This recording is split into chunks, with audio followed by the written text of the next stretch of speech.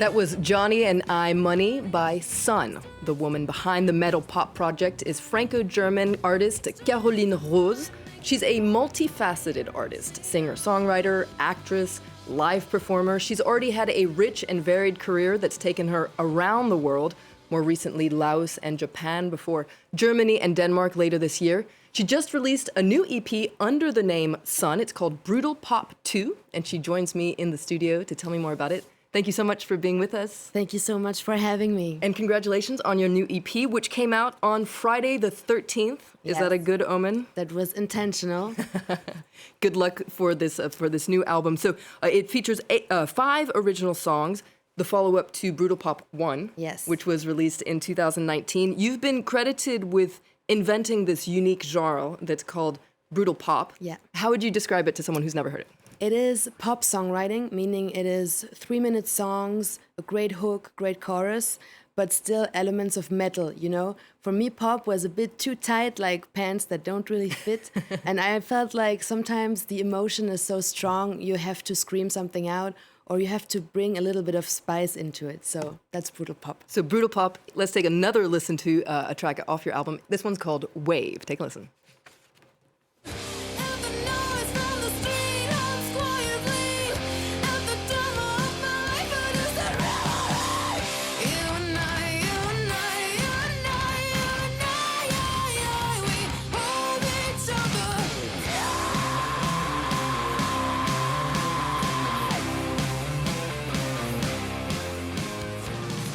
So that's Wave off Sun's latest EP, Brutal Pop 2. Now, you not only wrote and produced the song Wave, you also co-directed this music video and designed the costumes. You're really involved at every stage of this creative process. Why is it important for you to, dabble in everything? It is kind of necessary for me because I want to make music videos that would be too expensive if I wouldn't do it first off. It is a very DIY project, and I'm kind of a DIY deluxe person, so I like to draw something and I have a vision, like a key visual, and then we kind of make the music video around it with my team.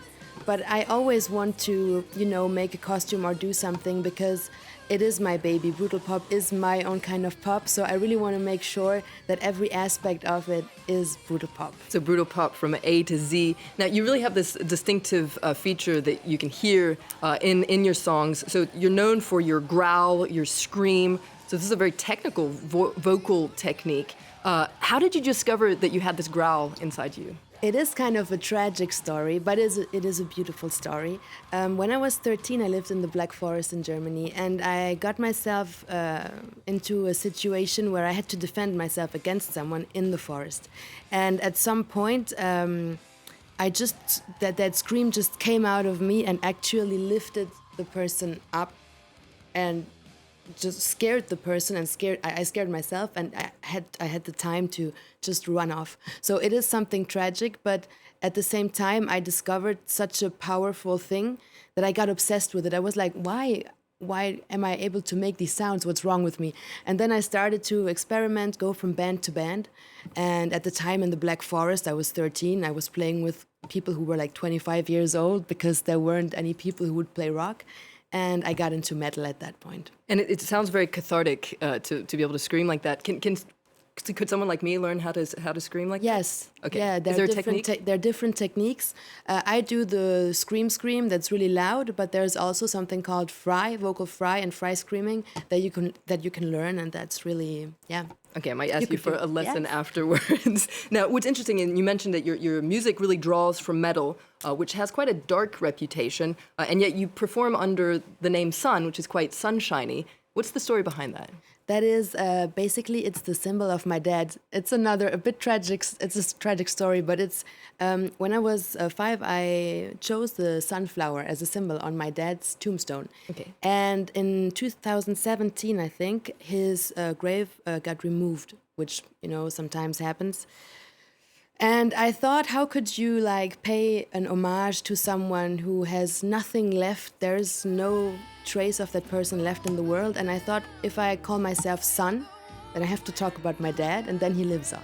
It's a beautiful way to pay tribute to him. Thank you. So you've got lots of feathers in your cap on top of being a singer-songwriter. You're also a live performer and an actress. You acted in French director Tony Gatliff's film Tom Medina, and that film was part of the official selection at the 2021 Cannes Film Festival, where you performed with the Gypsy Kings, if I understand correctly. Yes. Tell us about that experience. That was crazy because we did the red carpet. And after the red carpet, we did a gig of the music of the movie. And there was Nicolas Reyes and the Gypsy Kings, and I was with my two musicians.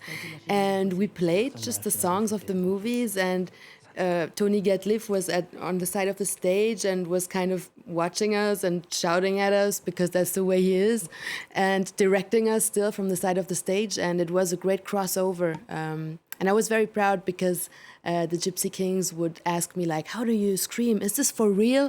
And at the end, they told me, you're a real artist. And so I felt really, really good because I grew up with Nicolas Reyes and Volare and all that stuff. Maybe we'll hear them screaming in an upcoming album. Would be cool, we'll know where cool. it comes from for sure. So on top of singing and songwriting, acting, you've also had a very rich career in the past. You were shortlisted to represent Germany at the Eurovision Song Contest, and in 2013, people who live here might be familiar with the fact that you were a contestant on the famous French TV show The Voice. You went very far in the competition. Did you learn anything from that experience that you still use today? Yes, I learned to be professional. I learned to be pretty good in live shows and environments that are stressful. And I learned to be careful with my own image and stuff like that, more like professional things. I also learned that you should definitely always go with your gut and never listen to someone else when it comes to choosing songs, choosing what to wear, because when I was younger, I made those mistakes. I don't regret them at all.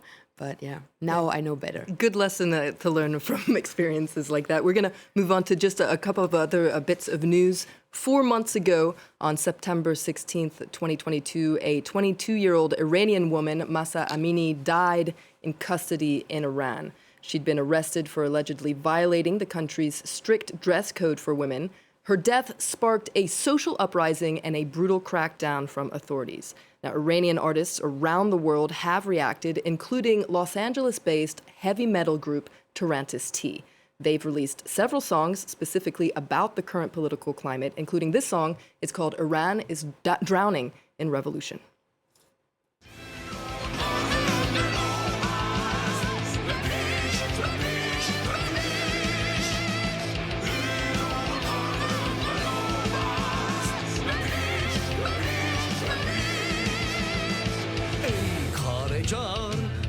برسجار راحت کنون ادامه دارد در این زمان که پرتو یزدان از هر سو بر تو میبارد.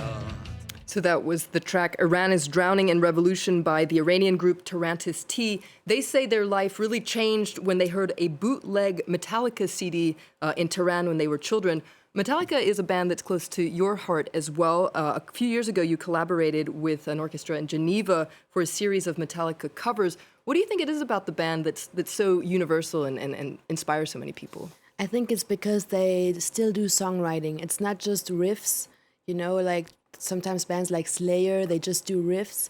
But Metallica always writes a song, tells a story, and they are very nice and inclusive. You can tell in their podcasts and their interviews that they're nice people. And until today, on my way here, actually, I heard a new Metallica song on the radio, and I was like, okay, they're still doing it. So They've still that's got really it. cool. And they're still inspiring people around the world. Yeah. Maybe we'll hear that song on an upcoming show. We're going to look at some other album releases now. The drummer for Blur, Dave Rowntree, he's releasing his debut solo album. It's called Radio Songs, and it marks an entirely new chapter for the drummer some 32 years after Blur originally formed. Now, for all you Blur fans out there, the band has announced a massive reunion gig. They'll be at London's Wembley Stadium on July 8th. In the meantime, though, check out Rowntree's solo work in which he channels personal experiences. For instance, growing up in 70s Britain inspired the soothing lead single, Devil's Island.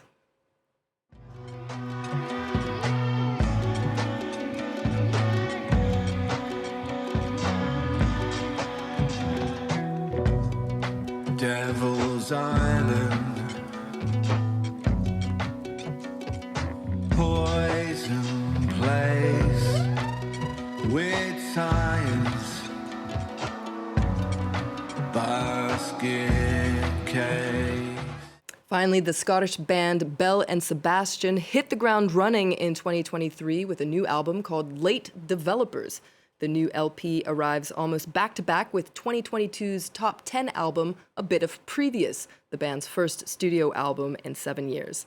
Late Developers is a full-hearted embrace of the band's brightest tendencies, and we're going to leave you with a track off the album. It's called I Don't Know What You See in Me. But before we go, I want to thank my guest today, Karoline Rose, a.k.a. Sun. Thank you so much for having me. Thanks so much. It was a real pleasure to talk to you. Be sure to check out her new EP, Brutal Pop 2, and perhaps get the scream out of yourself as well. For more arts and culture news, head to our website and stay in touch on social media. Stay tuned to France 24. More news is coming up right after this.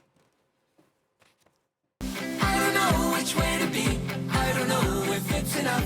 I don't know what you see in me, but I know I'm not about to give you up. La